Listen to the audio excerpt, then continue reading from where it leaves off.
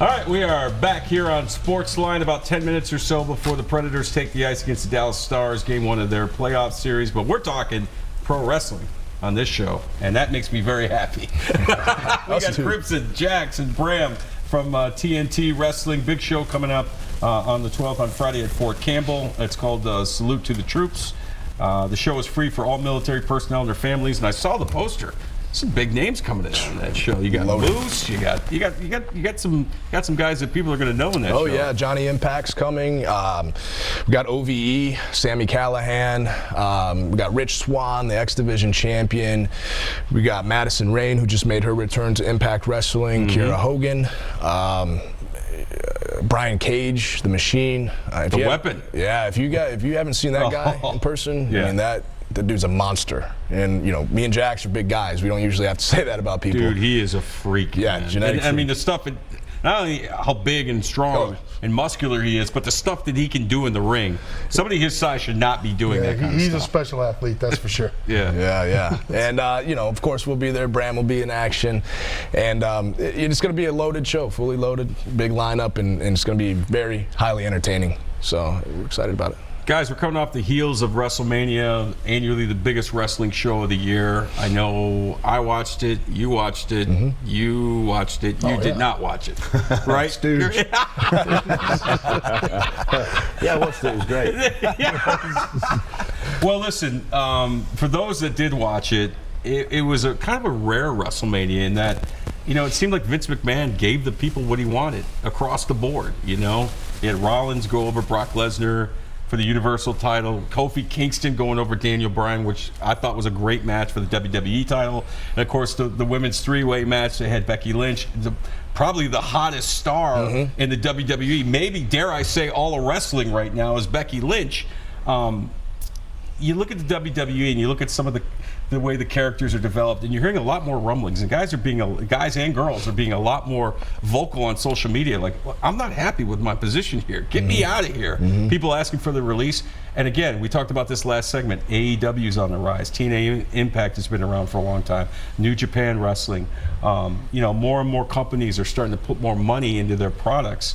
When you look at WWE, what do you think their future is in terms of having a stranglehold on the business? Do you think that some of these other companies can come in and kind of make a dent in that?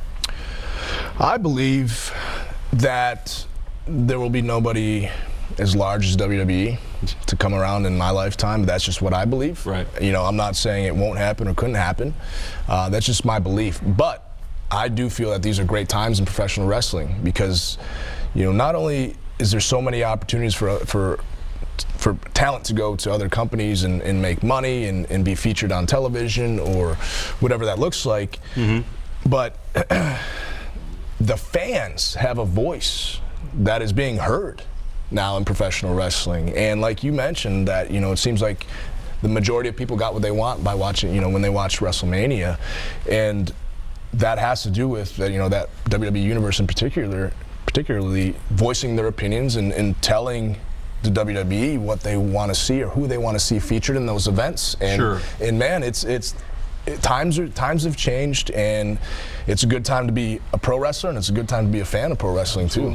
Do you agree with that, Jax? I mean, because listen, we've been down this road before with WWE. They always say, oh, we're listening to the fans. We're going to give you what you want. And they push guys that obviously the fans do not want to see get pushed. They've had people win titles that obviously they don't want to see win titles. Again, you know, they came out, I know everybody came out in November and said, all right, this is it. From now on, this is about you. We're giving you what you want. And it's one pay-per-view. It's one WrestleMania. Do you trust the McMahons? Do you trust Triple H to continue to give the people what they want? I think Triple H and Vince, and I think those guys make you think what you want, and then they either give it to you or they don't. It's a billion-dollar company with billion-dollar production with the greatest athletes. Publicly traded. Publicly traded with the greatest athletes in the world. He knows what he's doing. I mean, and he gives it to you when you think you want it. Right. He takes it away from you when you really want it.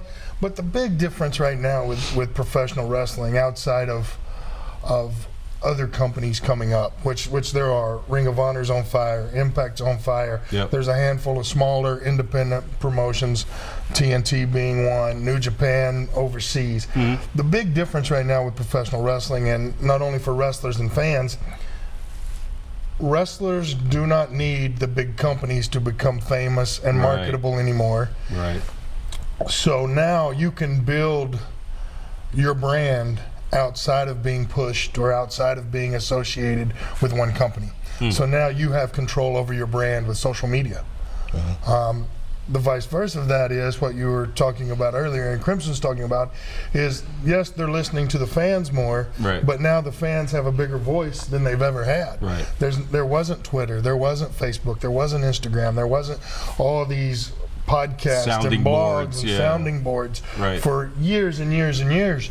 So the opinions, even though the fans had them for a long time, didn't really matter because they couldn't be heard. Now those opinions get out. You know, those feelings get out.